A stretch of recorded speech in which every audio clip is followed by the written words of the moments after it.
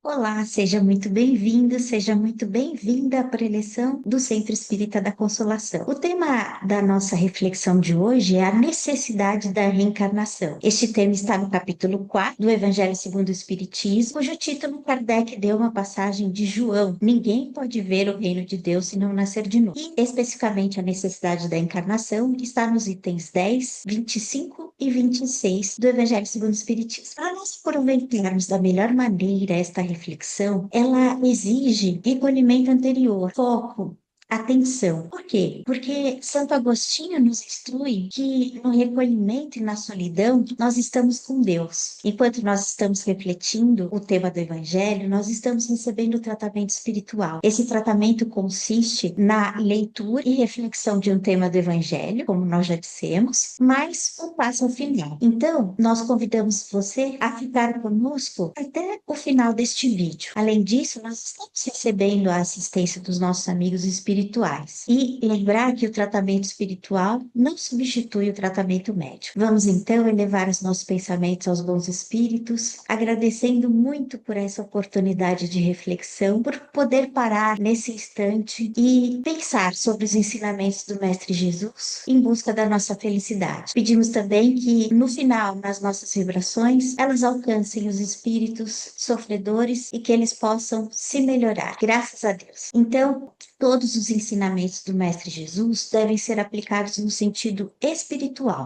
Neste capítulo 4, ninguém pode ver o reino de Deus se não nascer de novo, que é o tema da reencarnação. Os itens neste capítulo: ressurreição e reencarnação. Os laços de família são fortalecidos pela reencarnação e rompidos pela unicidade de existência. E na parte de instruções dos espíritos, que Kardec inclui mensagens de espíritos para complementar os ensinamentos do Mestre Jesus. Temos os seguintes temas: limites da encarnação e a necessidade da encarnação, que é o nosso tema de hoje. Se esse título que Kardec escolheu para esse capítulo 4, ninguém pode ver o reino de Deus se não nascer de novo, está no Evangelho de João, capítulo 3, versículos 1 a 12. A doutrina espírita nos esclarece que o reino de Deus, e nós espíritas acreditamos que o reino de Deus é um estado de evolução moral e espiritual que se constrói no íntimo de cada um de nós. Essa construção desse íntimo, essa evolução moral e esse reino de Deus se manifesta quando nós praticamos os ensinamentos de Jesus.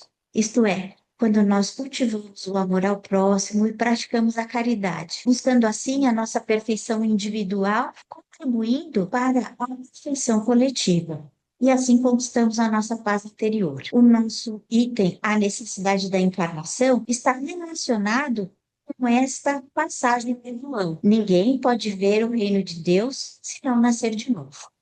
Este item, a necessidade da encarnação, então, como já dissemos no início, está no item 10, 25 e 26, repetindo. E você, se quiser acompanhar, do Evangelho segundo o Espiritismo, que nós vamos ler agora, está relatada no Evangelho de Mateus, capítulo 11, versículos 12 e 15. E assim, Jesus nos ensina: desde os tempos de João Batista até agora, o reino dos céus é tomado pela força e os que fazem violência são os que o arrebatam. Então, como já dissemos, reino dos céus não é um lugar físico, mas é a nossa paz interior, é o nosso aprimoramento moral e espiritual conquistado por nós no nosso íntimo. Nessa passagem, Jesus faz uma observação sobre a violência da lei mosaica, que ordenava o extermínio dos infiéis para a conquista da terra prometida, que era o paraíso do povo hebreu. Mas, segundo os ensinamentos de Jesus, que Jesus veio nos trazer, o reino dos céus, que é a nossa paz interior, o nosso íntimo, né,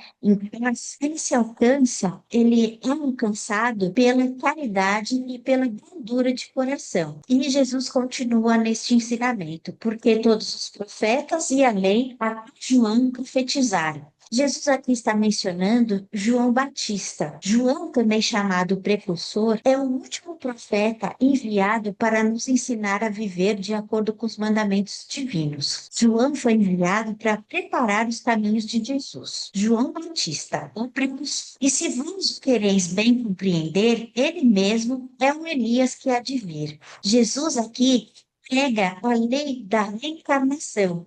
Isto é, Jesus ressalta ao tempo em que João Batista vivia com o nome de Elias. Encarnou-se espírito de Elias e com um novo corpo material chamou-se João Batista. A reencarnação é a volta da alma ou espírito à vida corpórea, mas um outro corpo novamente constituído e que nada tem a ver com o antigo. Jesus está nos ensinando de forma afirmativa o princípio da reencarnação. Em várias passagens do Evangelho, Jesus assegura com toda a sua autoridade o princípio da reencarnação, fazendo-o como condição necessária quando disse: ninguém pode ver o reino dos céus se não nascer de novo.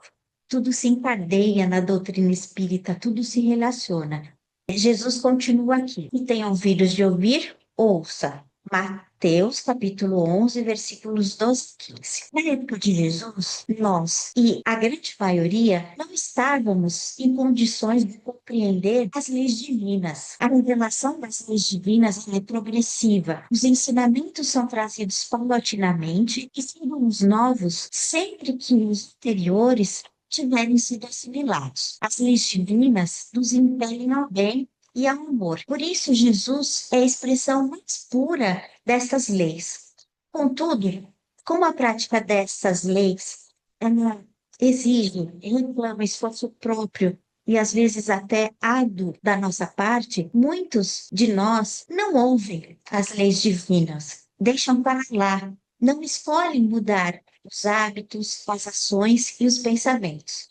Por isso que Jesus aqui diz: o que tem ouvidos de ouvir, ouça. E relacionada a essa passagem, como dissemos lá no início, na parte de instruções dos Espíritos, Kardec inclui mensagem dos Espíritos para complementar os ensinamentos do Mestre Jesus, para nos ajudar a compreender como praticar esses ensinamentos. Então foi perguntado ao Espírito São Luís exatamente esta frase: a encarnação é uma punição e somente os espíritos culpados é que lhe estão sujeitos? Não, a encarnação não é uma punição, não são os espíritos culpados que lhe estão sujeitos. Todos nós estamos sujeitos à lei da reencarnação, porque todos nós somos criados da mesma forma, do mesmo ponto de partida, não há privilégios. O Espírito São Luís responde também que a encarnação é um estado transitório. A encarnação, segundo São Luís, nos auxilia a desenvolver a inteligência do espírito. A encarnação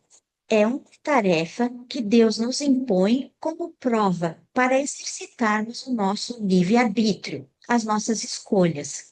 Se feita com zelo, os espíritos passam por ela de maneira menos penosa, segundo São Luís. Por outro lado, se fizermos uso da liberdade de escolha, do livre-arbítrio, que Deus nos concede, retarda o progresso. E assim, a depender da obstinação no mal, escolha de continuar no mal, sem cumprir as leis divinas, a necessidade da reencarnação se torna um desafio. Portanto, a reencarnação não é uma punição, mas sim uma utilidade, uma oportunidade de aprendizagem útil à nossa educação, à educação do nosso espírito. A reencarnação só é um obstáculo, só é um desafio quando há atraso na aprendizagem, exigindo repetição das nossas experiências, repetição dos nossos sofrimentos. E aí precisamos reencarnar, reencarnar, reencarnar, até aprendermos a praticar cada uma das leis divinas, cada um dos ensinamentos do Mestre Jesus, como se fosse um hábito. E Kardec, para ainda nos auxiliar mais uma vez, ele inclui no item 26 uma comparação com a reencarnação e a escola. O aluno dedicado, ele progride nas etapas escolares e desenvolve a inteligência. Por outro lado, O aluno que se entrega à negligência e à preguiça precisa repetir, repetir de ano até resolver se dedicar à escola, ao aprendizado, e ultrapassar aquele obstáculo. A encarnação é uma lei divina. Ensina-nos a desenvolver o senso moral ao praticarmos os ensinamentos de Jesus. A cada dia, nossa encarnação, nós desconectamos do ciclo vicioso dos erros e começamos a aprender, porque escolhemos agir no bem, conquistando as virtudes necessárias ao nosso progresso moral e espiritual, para finalmente alcançarmos a nossa educação interior em linha com as leis divinas e então sermos felizes, alcançarmos a pureza de espírito e seremos felizes assim. Se nós formos alunos dedicados dos ensinos do Mestre Jesus, nós alcançaremos o nosso progresso moral, progresso espiritual e assim seremos felizes. Graças a Deus por esta reflexão. Vamos agora fazer as nossas vibrações, vibrando muita força e coragem, muita força, muita paciência para aqueles que estão sofrendo nesse momento, para os nossos familiares, para os nossos amigos que estão aflitos, para os nossos amigos e familiares que possam estar passando por desemprego, depressão, abandono de toda sorte, para todos aqueles que estão em condições de rua, à margem da sociedade. E, por fim, pedimos licença para vibrar por nós mesmos, para que tenhamos muita força, coragem e vontade de colocar em prática os ensinamentos do Mestre Jesus. Graças a Deus. Vamos então agora trazer ao nosso pensamento aquela pessoa que nós gostaríamos que recebesse o passe à distância. Vamos nos colocar de forma receptiva para tomarmos o passe nesse momento. O nosso passe. Por fim, vamos agradecer muitíssimo por essa reflexão, graças a Deus.